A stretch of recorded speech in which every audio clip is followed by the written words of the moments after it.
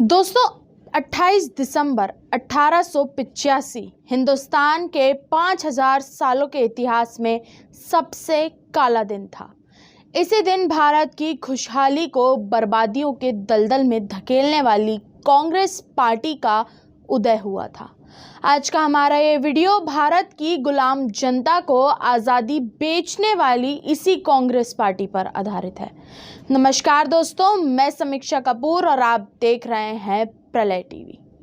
आज हम आपका परिचय करवाएंगे झूठी राजनीति का मुखौटा पहने एक बेहद देशद्रोही संगठन कांग्रेस पार्टी से।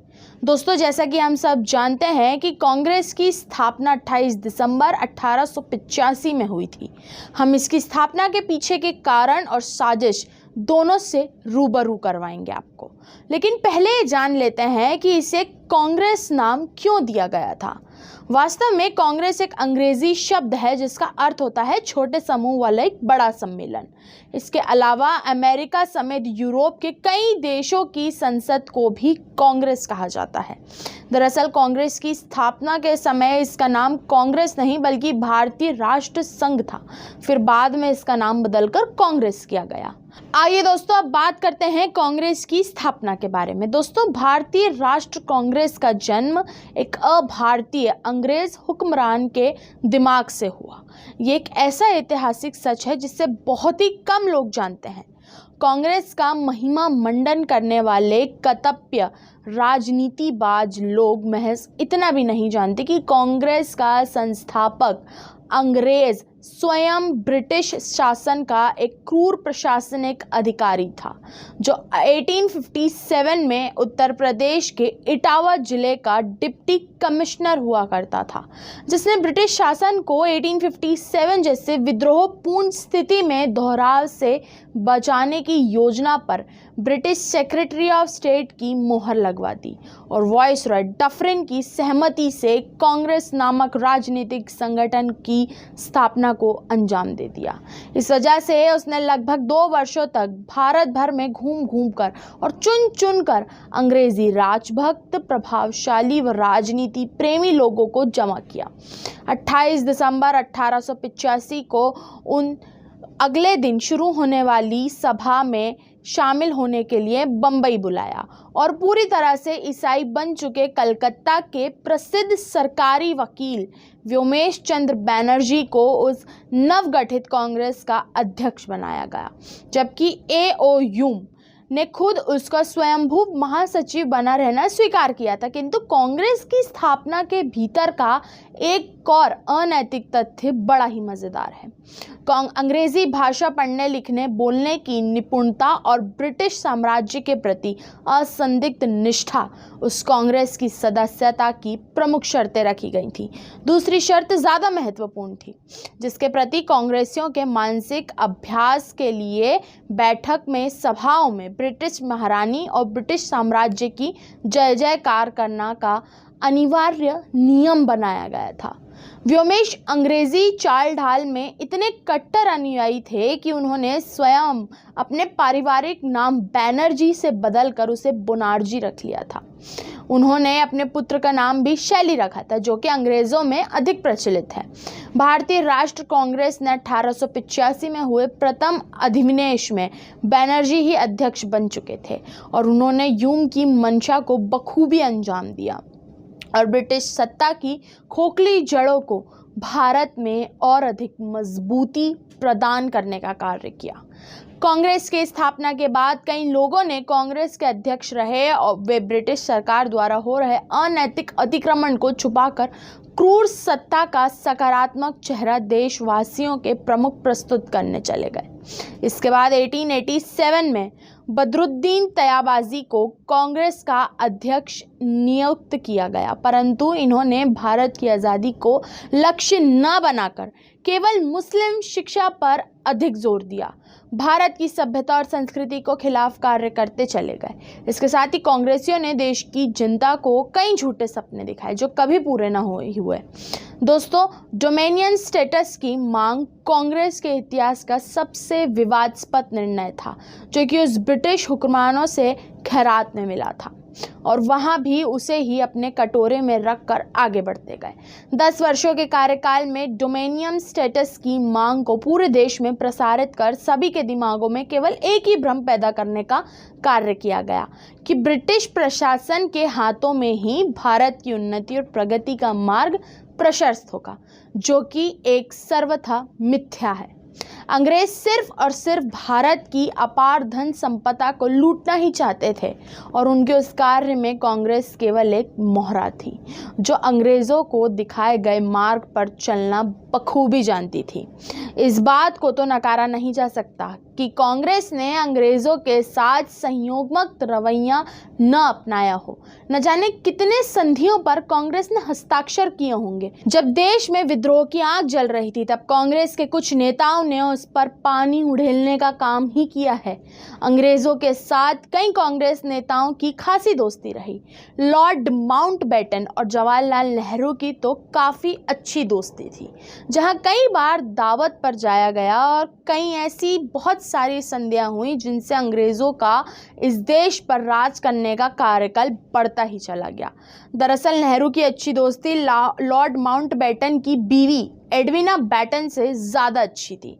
हम आपको बता दें कि भारत आने के बाद लॉर्ड माउंटबेटन ने जब गवर्नमेंट हाउस में पहली बार गार्डन पार्टी दी थी, तो लोग ये देखकर दंग रह गए थे कि जवाहरलाल नेहरू एडविना के कदमों पर ज़मीन पर बैठकर डांस शो का आनंद ले रहे हैं। लेकिन फिर भी उन्हें आज तक किताबों में चाचा नेहरू का दर्जा दिया जाता है। दोस्तों, अब आप देख सकते हैं कि किस तरह इतिहास से खेला जाता है। अब अगर हम बात करें महात्मा गांधी की, तो उन्होंने शांति और अहिंसा का नारा तो दिया, परंतु अपने देशवासियों की मौत के लिए जिम्मेदार और नरशंस हत्यारे जनरल डायर को जलियांवाला बाग हत्याकांड के लिए इस तरह क्षमा कर दिया जैसे कोई बड़ी बात ही नहीं हुई हो। और तो और जवाहरलाल नेहरू ने तो ट्रेन में जनरल डायर के साथ एक बोगी में सफ़र तक किया है। तब डायर लाहौर में हंटर कमेटी के सामने अपना बयान देकर दिल्ली लौट रहे थे। नेहरू ने अपनी आत्मकथा मेरी कहानी में लिखा है, 1919 के आखिर में मैं अमृतसर से दिल्ली के लिए रात की गाड़ी से रवाना हुआ। जिस डिब्बे में चढ़ा उसमें सिर्फ एक बर्थ खाली थी। मैं उस पर जाकर लेट गया। थोड़ी ही देर बाद मुझे एक अंग्रेज अफसर की बात सुनाई दी, जो तेज आवाज में जलियांवाला बाग हत्याकांड के बारे में घमंड भरी आवाज में बोल रहा था। मैं फौरन समझ गया कि ये वही जनरल डायर है जिसने वहां गोलियां चलाने का आदेश दिया था। नेहरू लिखते हैं, डायर दंभनपूर्ण तरीके से कह रहा था कि कैसे पूरा अमृतसर शहर मेरे आगे रोते हुए जीवन की भीख मांग रहा था। मैंने एक बारगी तो सोचा कि इस शहर को ही खाक में मिला दूं, लेकिन फिर मैं रुक गया। आश्चर्य की यह सुनकर भी नेहरू ने डायर का विरोध नहीं किया, बल्कि सब कुछ सुनते रहे और दिल्ली आने पर उतर गए। आखिर देशवासियों के आज़ादी के जुनून को कुचलने वाले इन अंग्रेज़ों के सामने चुप्पी साधना और उनके लिए फिर भी प्रेम पूर्वक बोलने देशभक्तों का अपमान किया है। कांग्रेस के कुछ ऐसे नेता भी रहे हैं जिन्होंने अंग्रेज़ों के प्रति वफादारी और अपने देश के प्रति उसके अच्छे नेताओं की बलि चढ़ाई है। कांग्रेस ने देशभक्तों को भी नहीं बख्शा। क्रांतिकारियों को तो अंग्रेज़ों के कहने पर कांग्रेसियों ने आतंकवादी तक संबोधित कर दिया है। भारतीय स्वतंत्रता इतिहास में 23 मार्च 1931 का दिन काफ़ी महत्वपूर्ण माना गया है, क्योंकि इसी दिन शाम 7 बजे भगत सिंह और उनके क्रांतिकारी साथियों राजगुरु और सुखदेव को अंग्रेज हुकूमत ने फांसी दे दी थी। ब्रिटिश लेबर सरकार ने ब्रिटिश साम्राज्यवादी हितों के लिए भारत के 3 स्वतंत्रता संग्राम सेनानी भगत सिंह, राजगुरु और सुखदेव के प्राणों की आहुति ले ली। आर मैकडॉनल्ड के नेतृत्व में ब्रिटिश लेबर सरकार द्वारा किया गया यह अब तक का सबसे जघन्यतम कार्य था। तीनों भारतीय क्रांतिकारियों को दे दी गई फांसी लेबर सरकार के आदेश पर की जानबूझकर सोची समझी राजनीतिक साजिश का नतीजा था, जो दर्शाता है कि मैकडॉनल्ड सरकार ब्रिटिश साम्राज्यवाद की रक्षा के लिए किस हद तक गिर सकती है। आइए अब हम आपको बताते हैं कांग्रेस के नेताओं के चाल चलन और उनके रहन सहन के तरीके की, जिससे साफ पता चलता है कि कांग्रेस पार्टी की सोच कैसी थी और उसका काम कैसा था। दोस्तों, पूरा देश जानता है कि कांग्रेस में सरदार वल्लभ भाई पटेल और लाल बहादुर शास्त्री जैसे कुछ नेताओं को छोड़कर बाकी सभी नेता वैभव और विलास के साथ शानो शौकत से अपना जीवन जीते थे। देश की गरीब जनता की रहनुमा बनने का ढोंग करने वाली कांग्रेस पार्टी के नेता अपने अजीबोगरीब शौक के लिए जाने जाते थे। कांग्रेस पार्टी में व्योमेश चंद्र बैनर्जी, दादा भाई नारोजी और फिरोज शाह मेहता जैसे विलास पसंद नेताओं की भरमार थी, जिनका सारा ध्यान देश की भलाई पर नहीं बल्कि अपने शौक पूरे करने पर था। महंगी कारें, सिगरेट और विदेशी कपड़ों के इनके दीवानगी के किस्से आज भी इतिहास की कई किताबों में बंद हैं। इन सब के अलावा कांग्रेस के सरगना पंडित जवाहरलाल नेहरू ने तो अपनी शौकीन मिजाज में इन सब से 2 कदम आगे ही थे। नेहरू के अय्याशी पसंद चरित्र की कई कहानियां हम आए दिन सुनने को मिलती हैं, जिनमें से एक कहानी ये भी है। एक बार नेहरू भोपाल में किसी काम से आए थे। नेहरू ने भोजन करने के बाद सिगरेट पीने की आदत थी, लेकिन जब उनके पसंदीदा ब्रांड की सिगरेट भोपाल में नहीं मिली तो उन्होंने तुरंत एक सरकारी विमान को इंदौर रवाना किया और वहां से सिगरेट मंगवा कर पी। इन सब घटनाओं से एक बात बिल्कुल साफ होती है कि देश की गरीबी के दिनों में कांग्रेस के नेताओं का ये विलासितापूर्ण जीवन सरासर गलत था। इन सब के साथ ही कांग्रेस के नेताओं ने आज़ादी के समय कई विवादित बयान दिए थे, जिससे हमें उनकी भारत विरोधी सोच का उसी वक्त साफ पता चलता था। उदाहरण के तौर पर महात्मा गांधी का हिंदुओं को छोटी सोच का बताया और कई पत्रों में इंग्लैंड की महारानी को भगवान का दर्जा दिया।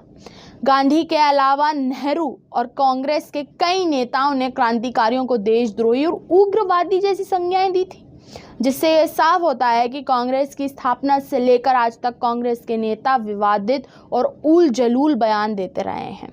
वहीं कांग्रेस आज भी उन्हीं मार्गों पर चल रही है, अपने पारंपरिक धर्म का पालन कर रही है।